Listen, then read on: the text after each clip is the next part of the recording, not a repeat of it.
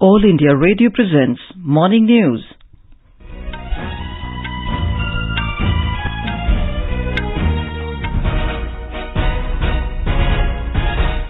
Good morning. I'm Anuja Kumar and with me is Saira Mujtaba. The headlines.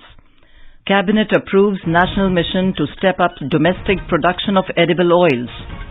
Prime Minister Narendra Modi to launch various development projects at Somnath Temple in Gujarat tomorrow. Defence Minister Rajnath Singh to launch 5th edition of Defence India Startup Challenge today. Government to set up a separate civil services examination centre at Leh for candidates of Ladakh. Calcutta High Court to pronounce its judgment in West Bengal post-poll violence cases today. More than 56 crore 57 lakh doses of COVID vaccine administered in the country so far. Deposed Afghan President Ashraf Ghani supports talks between Taliban and Hamid Karzai. Anti-Taliban protests break out in several cities of Afghanistan. Monsoon likely to revive in North India from today.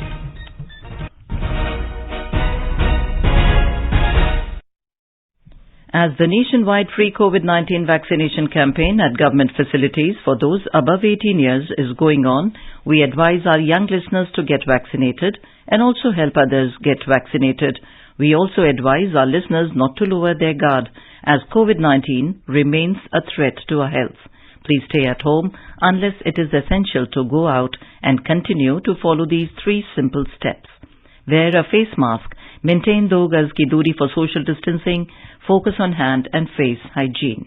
For any COVID-related information and guidance, contact national helpline numbers 011 2397 8046 and 1075. And now the news in detail. The Union Cabinet yesterday took several steps to boost the production of edible oils and reduce the dependence on import. It has given its approval to launch a new mission on oil palm to be known as the National Mission on Edible Oils, Oil Palm, NMEO-OP. It will be a new centrally sponsored scheme with a special focus on the Northeast region and the Andaman and Nicobar Islands. Speaking to reporters on the cabinet decisions in New Delhi yesterday, Information and Broadcasting Minister Anurag Thakur said, due to the heavy dependence on imports for edible oils, it is important to make efforts for increasing the domestic production of edible oils. बैठक में edible oil के लिए आयात पर निर्भरता के चलते edible oil को घरेलू उत्पादन बढ़ाना जरूरी है। इसलिए निर्णय किया गया है कि national mission on edible oils oil palm के नाम से, इसको NMEO-OP इसके नाम से आप जान सकते हैं, national mission on edible oils oil palm, ताकि निर्भरता हमारी आयात पर कम हो, स्थानीय उत्पादन ज्यादा हो। तो national mission on edible oils oil palm पर कुल मिलाकर 11,040 करोड़ रुपए का वित्तीय प्रावधान किया जाएगा। ऑयल सीड ऑयल पाम का क्षेत्र और उत्पादकता बढ़ाने पर फोकस होगा। Agriculture and Farmer Welfare Minister Narendra Singh Tomar said the decision will boost the production of edible oils. He said centre is working with the states to increase the production of edible oils. Mr. Tomar said financial outlay of 11,040 crore rupees has been made for the scheme, out of which 8,844 crore rupees is the share of Government of India and 2,196 crore rupees is the state share. He further said, under the scheme, it is proposed to cover an additional area of 6.5 lakh hectare for oil palm till the year 2025-26 and thereby reaching the target of 10 lakh hectares ultimately. Palm oil की खेती देश में 3.5 lakh hectare के लगभग हो रही है। यह आने वाले कल में 10 लाख हेक्टेयर तक जाएगी और ऑयल का उत्पादन 25-26 तक 11 लाख टन और 29-30 तक 28 लाख टन होगा और इसका बड़ा फायदा किसानों को होगा। किसानों को वाजिब दाम मिलेगा, अच्छी टेक्नोलॉजी मिलेगी, रोजगार के अवसर सृजित होंगे और पूर्वोत्तर क्षेत्र में निश्चित रूप से अर्थव्यवस्था को बल मिलेगा। The proposed scheme will subsume the current National Food Security Mission Oil Palm program. The Cabinet Committee on Economic Affairs CCEA approved a revival package of 77.45 crore for revival of Northeastern Regional Agricultural Marketing Corporation Limited. It is a central public section enterprises under the administrative control of Ministry of Development of Northeastern Region. Prime Minister Narendra Modi has said that the cabinet decision on National Mission on Edible Oils, oil palm, will be a game changer when it comes to helping oil palm farmers and creating an Atmanirbhar Bharat. In a tweet, Mr. Modi said, the Northeast and Andaman and Nicobar Islands will specially benefit from this. He said revival of Northeastern Regional Agricultural Marketing Corporation Limited will particularly help the farmers of the region and will further popularize the products of the Northeast across India. Prime Minister Narendra Modi will inaugurate and lay the foundation stone of various projects worth 83 crore rupees at the historic Somnath Temple in Gujarat tomorrow through video conferencing. Prime Minister Modi is the chairman of Sri Somnath Trust, which manages the affairs of the world-famous temple located in Prabhas Patan town in Gir Somnath district. Secretary of the Trust, Praveen Lahiri, said, Mr. Modi will inaugurate 3 projects and also perform a virtual groundbreaking ceremony for the Parvati temple coming up near the main temple at a cost of 30 crore rupees. The event will be organized in the Ram Mandir auditorium of the Somnath temple tomorrow. The 3 projects to be inaugurated include a 1 kilometer long Samudra Darshan walkway built at a cost of 49 crore rupees on the seashore behind the temple, a newly built museum housing ancient artifacts, and the renovated Ahilyabai Holkar temple or the old Somnath temple situated opposite to the main temple.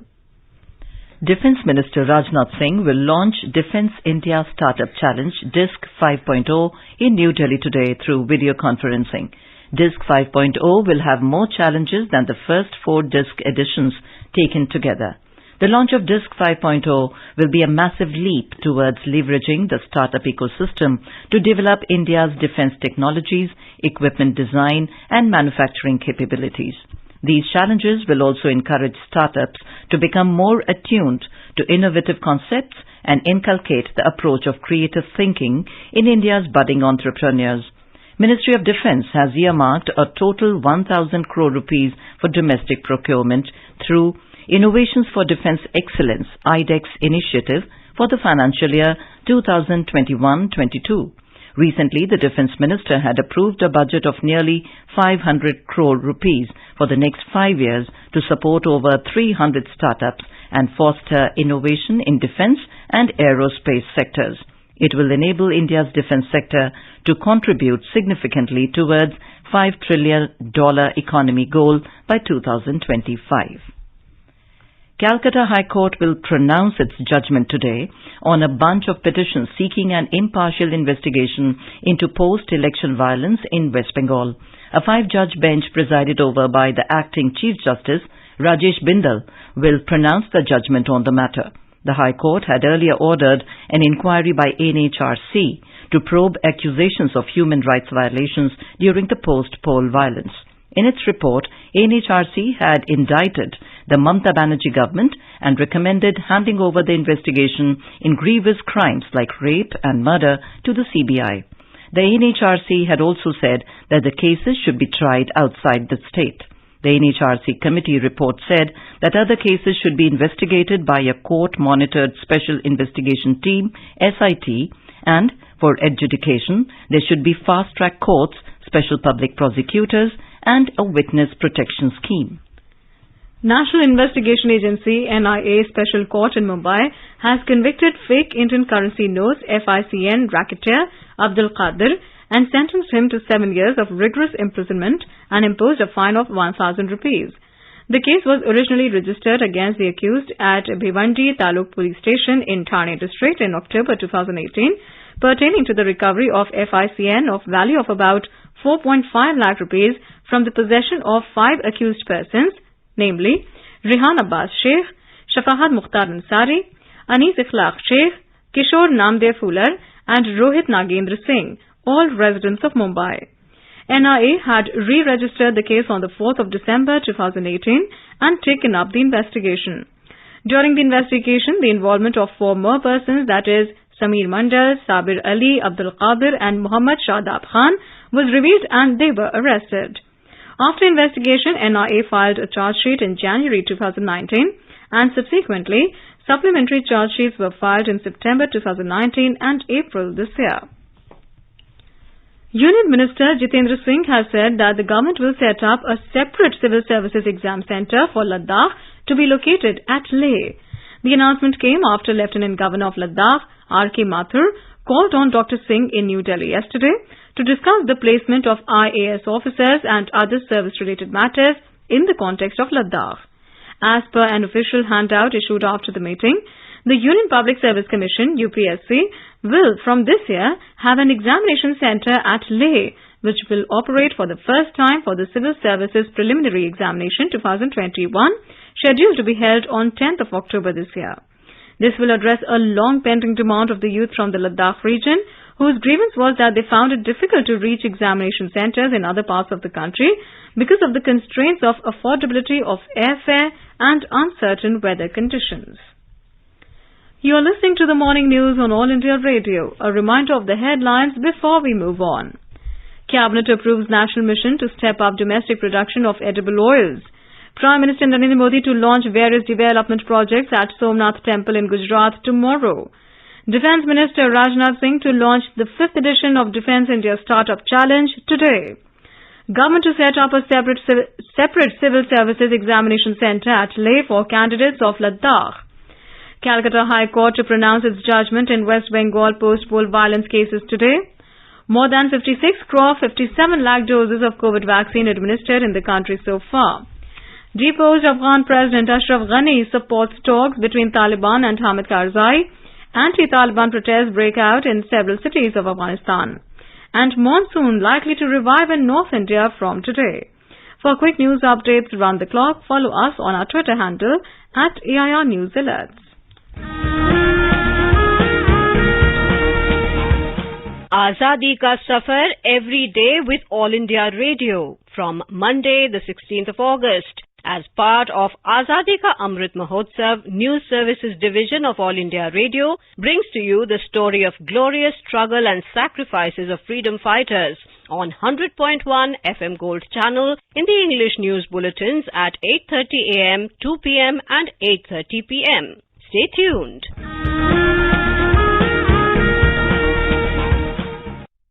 Now let's listen our special program Azadi Ka Safar.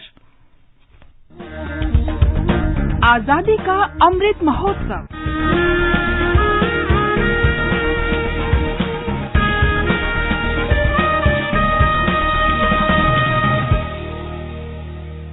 आजादी का सफर with AIR News।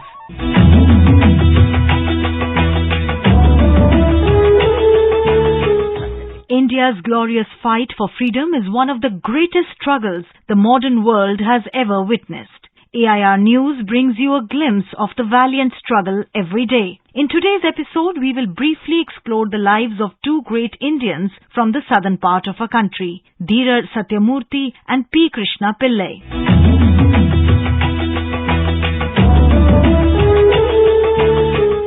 Today is the birth anniversary of the brave heart Sundara Shastri Satyamurthy. Annorator par excellence, S. Satyamurthy hailed from Tirumayam in the princely state of Pudukottai of the present-day Tamil Nadu. Born on 19th of August 1887, he had a traditional upbringing. After completing education from Madras, he practiced as a lawyer for a brief period. But the quest for freedom made him become a rebel with a cause. என்று தணியும் இந்த சுதந்திர தாகம் என்று மடியும் எங்கள் அடிமையின் மோகம் என்று மடியும் எங்கள் அடிமையின் மோகம். He actively took part in the protests against the colonial rulers, be it partition of Bengal, Rowlatt Act, Jallianwala Bagh massacre or Simon Commission. Satyamurthy was at the forefront. When Satyamurthy became the mayor of Madras in 1939, the city was facing acute water scarcity.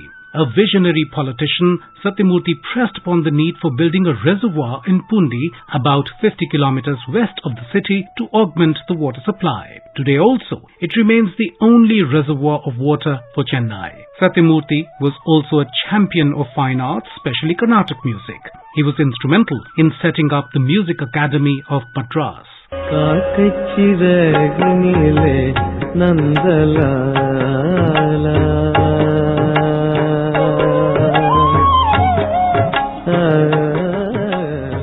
He actively participated in the Swadeshi movement and the Quit India movement and was arrested by the British in 1942.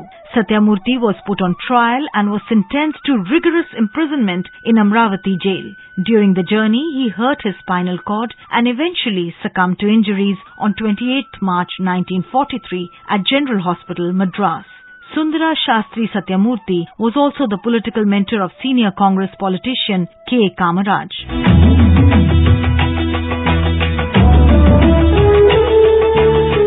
Today is also the birth and death anniversary of P. Krishna Pillai, a revolutionary freedom fighter associated with Vaikama Satyagraha, Salt Satyagraha and Guruvayur temple movement.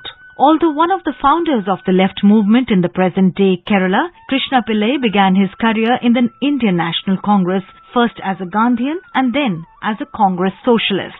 He was an active volunteer of Vaikam Satyagraha for Temple Entry in 1924, which was led by E.V. Ramasamy. Vaikam Temple Entry movement was against untouchability and caste discrimination. The success of the long-drawn protest led to the opening of temples to all the people of Hindu religion. Kausalya Supraja रामपूर्वा सन्ध्या प्रवर्तते उत्तिष्ठ नरशार्दूल कर्तव्यं दैवमान्धिकम्. He took part in the Salt Satyagraha march from Kozhikode to Payanur in 1930 and braved the brutal blows of the British to hold afloat the tricolour in true Gandhian style. In 1931, he became the first non-Brahmin to ring the temple bell of the Guruvayur temple. By 1936, Krishna Pillai, who until then had initially concentrated his political activities in the Malabar region, expanded it to Cochin and Travancore. In 1938, he organized the famous workers' strike in Allapura, which turned out to be a great success and an inspiring factor behind the Punnapura Vayalar struggle of 1946. He was a great organizer who succeeded in reaching out to the oppressed masses of Kerala and making them aware of their rights. At the time of his untimely death, on August the 19th, 1948, of snake bite, Krishna Pillai was perhaps the most familiar face in the homes of the labourers and peasants of Kerala, a leader known for his courage and dynamism, humaneness and uncompromising stand against exploitation and oppression. That brings us to the end of this episode of Azadi Ka Safar AIR News ke Sang. See you in the next episode tomorrow.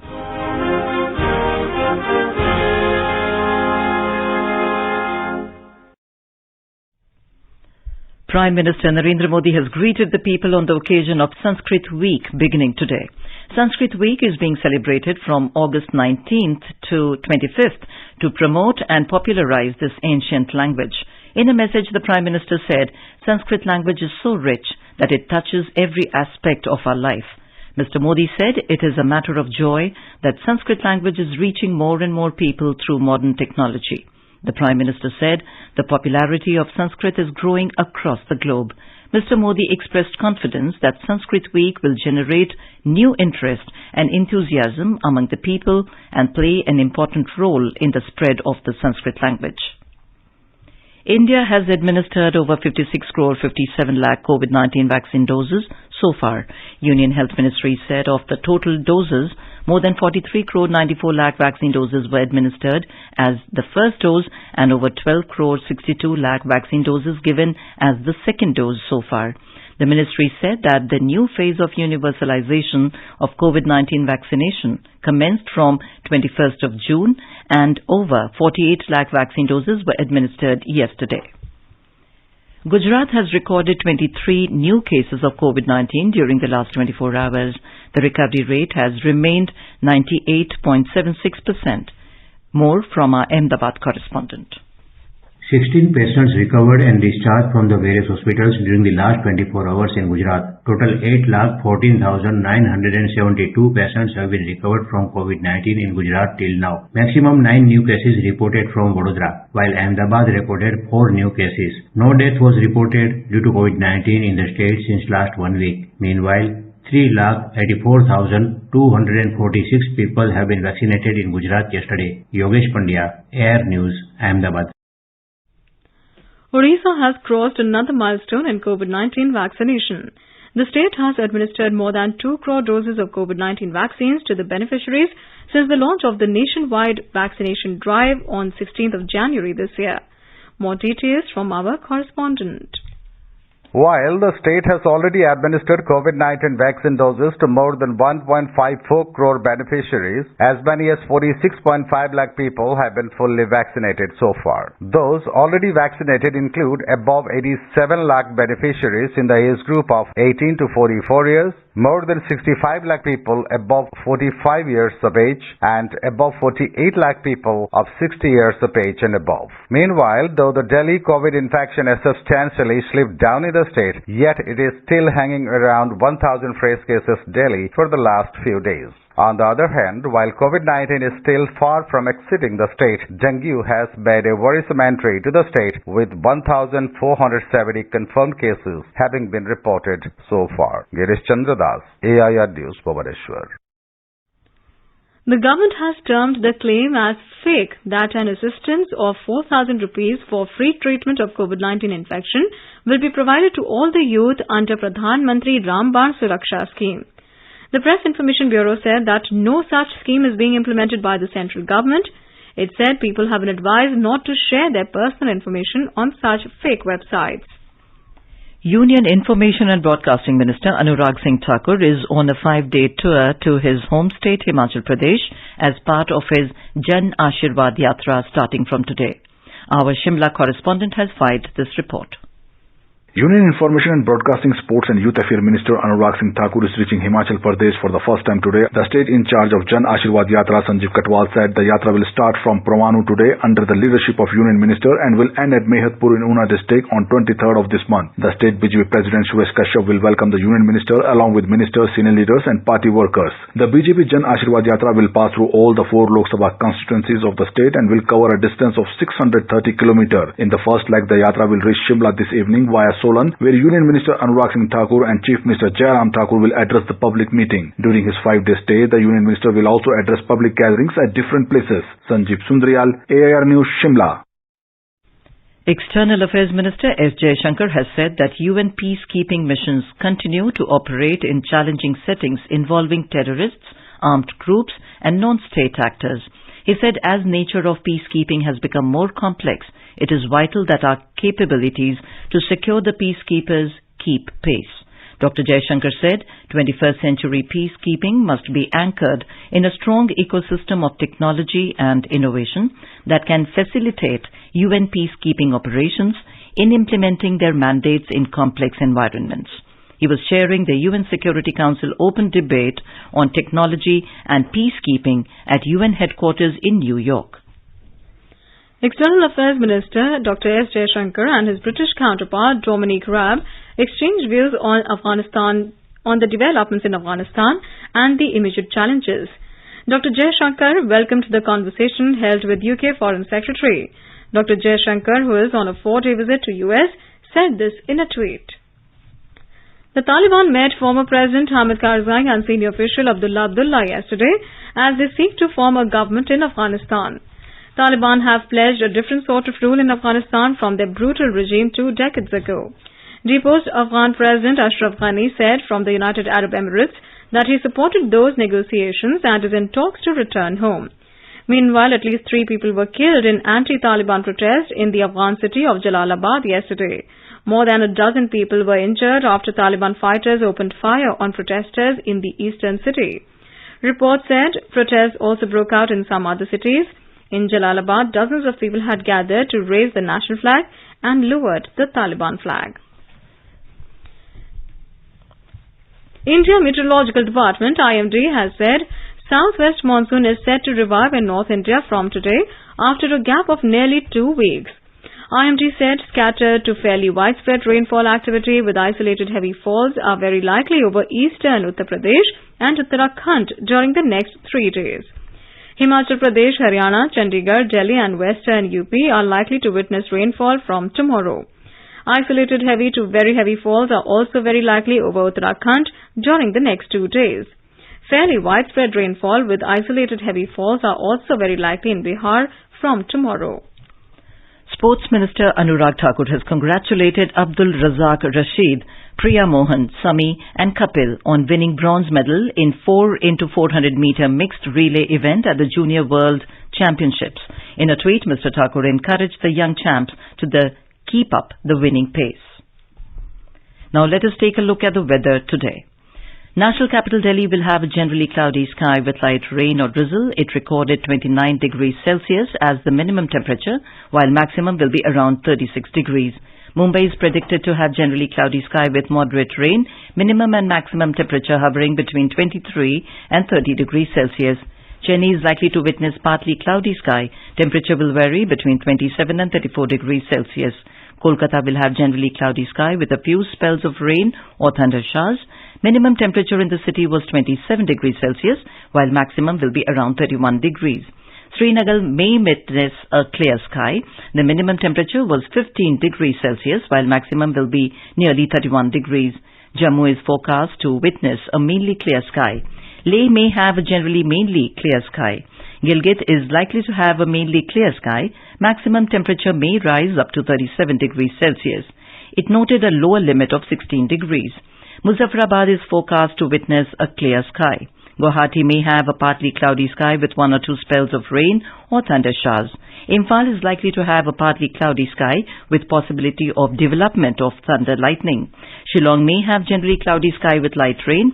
Temperature will move from a minimum of 18 degrees Celsius to a maximum of 27 degrees. Aizawl is also predicted to have a generally cloudy sky with light rain. Kohima may have partly cloudy sky with possibility of development of thunder lightning. And now an overview of today's newspapers. All the dailies have written about the landmark Supreme Court order breaking the glass ceiling that endured for 65 years, paving way for women to the prestigious National Defence Academy. Hindustan Times writes, Supreme Court allows women to appear in NDA exam. The Economic Times adds, Chiefs to visit Academy to check facilities for women cadets. The Tribune headline says, Taliban begin political talks amid protests, while the Hindu adds, new council may govern Afghanistan with Akhundzada taking overall charge. New locker rules to compensate for loss as RBI limits liability of banks to 100 times the annual rent in case of fire, theft or fraud, reports the Hindu Business Line. With few takers for private trains, Railways tweaks bidding norms, may nix tenders, reports the Times of India. US plans COVID booster shots for all from September, cites the Asian Age. Dailies have also mentioned the CJI hinting at resuming physical hearings in courts in 8 to 10 days. And finally, the Indian Express writes about a mega city park coming up in New Delhi with replicas of 17 monuments from across the country. Bharat Darshan Park to be inaugurated next month. And now, before we end the bulletin, the headlines once again. Cabinet approves national mission to step up domestic production of edible oils. Prime Minister Narendra Modi to launch various development projects at Somnath Temple in Gujarat tomorrow. Defence Minister Rajnath Singh to launch 5th edition of Defence India Startup Challenge today. Government to set up a separate civil services examination centre at Leh for candidates of Ladakh. Calcutta High Court to pronounce its judgment in West Bengal post-poll violence cases today. More than 56 crore 57 lakh doses of COVID vaccine administered in the country so far. Deposed Afghan President Ashraf Ghani supports talks between Taliban and Hamid Karzai. Anti-Taliban protests break out in several cities of Afghanistan. And monsoon likely to revive in North India from today. And with that, we end the morning news. Have a nice day.